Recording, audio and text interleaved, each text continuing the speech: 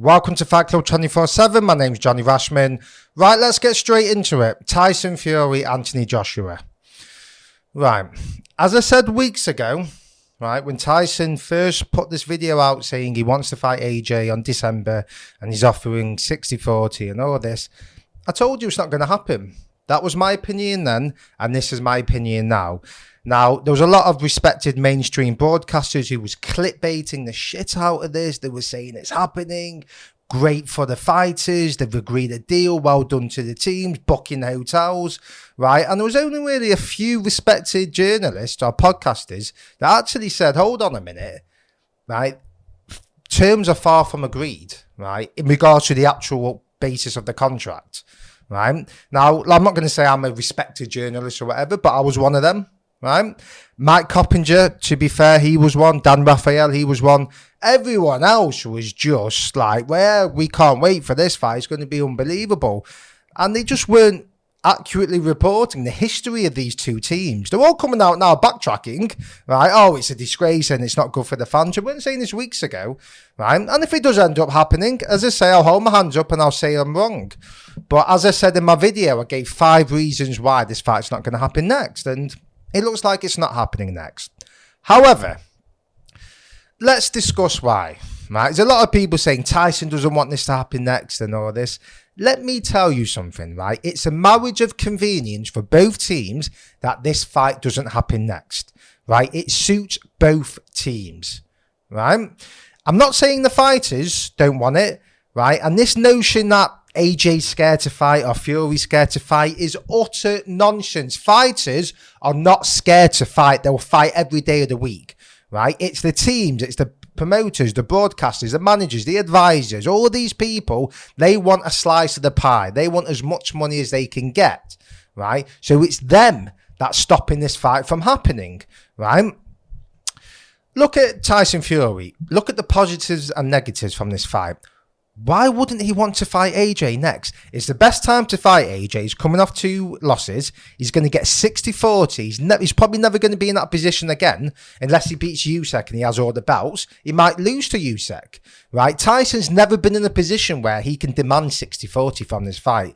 And as I said on my previous videos, no matter how you look at this, Anthony Joshua is the A-side commercially. Right, yes, from a boxing point of view, it should be about the belts and what you've won and if you're coming off wins and losses. But it's not. AJ's the money man. That's it. Tyson's brand has gone up there. There's no doubt about that. But he's not on AJ's level. AJ is the biggest star commercially. That is the matter. That's a matter of fact. It's not an opinion. He's the second biggest star in boxing below Canelo. Tyson Fury isn't. It's as simple as that. Yes, he's a megastar, but there's megastars and there's ultra megastars. There's Floyd Mayweather, Canelo stuff. AJ is on that level, right? Believe me. So you have to look at it, as I say, the negatives and the positives, right? There's no negatives for Tyson to not take this fight. If you look at the negatives and positives for AJ, he's coming off 2 losses. Another loss could be career suicide. It damages the brand, right? It severely, the money goes from there to there, right? Yes, he's been fortunate that from the back of his losses, he's made more money. The Ruiz fight, that was in Saudi, he made more money in the second fight than the first fight. The Usyk fight, he would have made more money because that was in Saudi, right? But that's going to stop. If he loses against Fury, he ain't going to make more money the next fight after, right? So that will stop pretty quickly.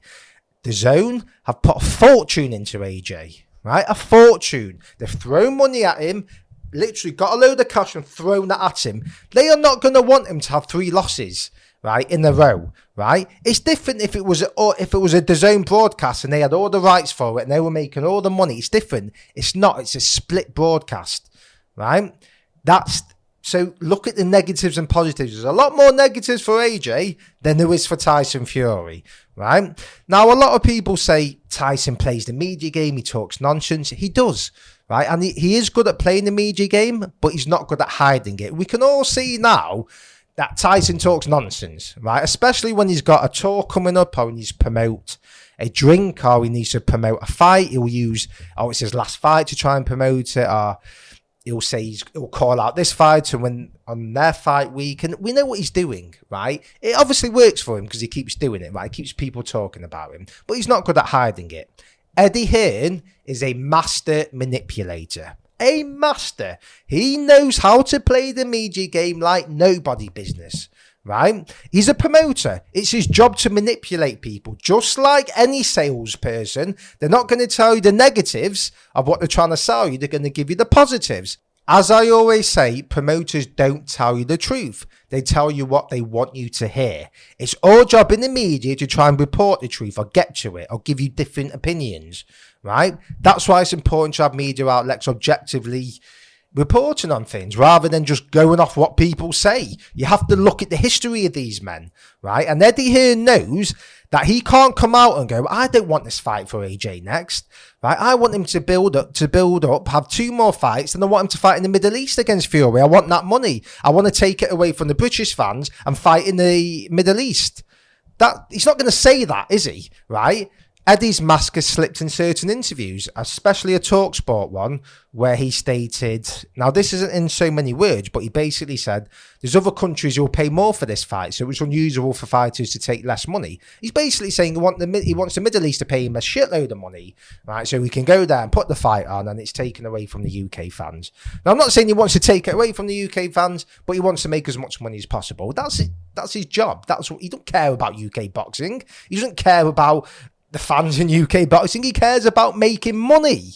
That's the cold hard fact of it. He's a smart businessman, right? And Eddie has a plan for 2, 3, 4 fights down the line. He's not short-sighted, right? He's not, right? He has a plan, right? And the plan isn't to get AJ beat next, because from a boxing point of view, it's career suicide. Why would you put him in with Fury next? He's just lost 2 fights. Yes, granted, he improved in the second fight, and a lot of people like to discredit him. He was very good in that second fight, Anthony Joshua. Really was, right? But it's not the right move to fight Tyson next, is it? Build up, have a few fights. Eddie's already said he wants him to do a world tour in Australia, in Thailand, in the Middle East, in China, so they've got a plan for him, right? And then they will be hoping that Fury beats Usyk, and then it's Fury and Joshua for the undisputed, guess what, in the Middle East. As I've said, I believe that fight has to happen in the Middle East. They will want the Middle Eastern money, right? Eddie Hearn will want that. Frank will want that. So that's why I couldn't see this fight happening next in the UK. And as I say, if I'm wrong, I'll hold my hands up. But you've got to look at this objectively. Yes, Tyson can frustrate you and it can be annoying, right? But Eddie will have an agenda, right? I'm not saying this fight isn't happening because of Eddie. There'll be all sorts of things. It suits both teams, not both fighters. There's a difference, right?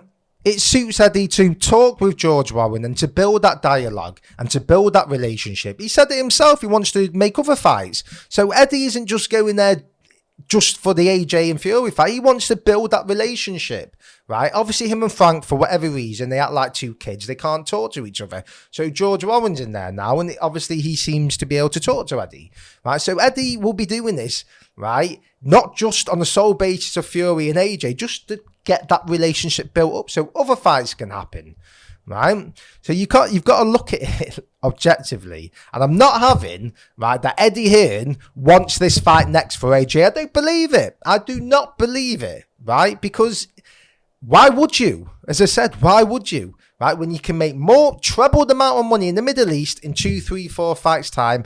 AJ's with his new trainer. He's got more time with him, right? They want to get the confidence back up, build the brand back up, right? Yes, okay, the fight always sells, but these guys are money men, right? That's their job, to make as much money as possible. They're not interested in what the fans think. They don't care. They just want to make as much money as possible, right? So if you're asking me whose fault is it, I believe it's at both teams' faults. I don't believe that both teams want the fight next. That's what I believe, right? And we'll see. We'll see if it does happen next, right? But as I keep saying, I don't believe it. So you've got to understand, right? When people are putting tweets out or when people are coming out with certain interviews, they're coming. It's just appearances, right? You look at the energy of Eddie Hearn now compared to 2 years ago when he was doing his conkers and going to the Middle East trying to get that fight over the line. And to be fair to him, he did. Right? It wasn't his fault then. It was Fury's team's fault because they had to go through with the Wilder fight. Right? That's not on Eddie Hearn. Right? That's Fury's team's fault. That I'm not disputing that. But look at the energy. Look how excited he was. Look how he was talking about it, right? Because he was in control. It wasn't 60-40 Tyson, right? It was 50-50 or 60-40 AJ. He had more of the belts, right? Fast forward 2 years, it's totally different. They ain't in charge. These people don't like being dictated to. Eddie will not like Frank Warren dictating to him, and certainly not Tyson Fury coming out and calling him a pussy and an idiot and all this. He doesn't do that, Eddie. Right? He might not come out and be aggressive about it, but he's smart. He won't be dictated to, right? And he's not going to sit there and take orders from BT, Eddie, Frank. He's not, when he knows how much AJ brings to the table commercially. That's it. Fury can't fight anyone else that brings the money that AJ can, apart from Usyk in the Middle East. Right? Usyk says he can't fight next. So who else is there? There's no one. So they know this, right? So they aren't going to be dictated to. And you can see it in Eddie's interviews. You can see it with the energy of him. He's saying, yeah, we want to discuss it. And there's talks, but it's written over his face. He doesn't want it next. That's it, right? Let me know your thoughts. Do you think I'm talking nonsense? Do you agree with me? Will the fight happen next? Like, comment, and subscribe.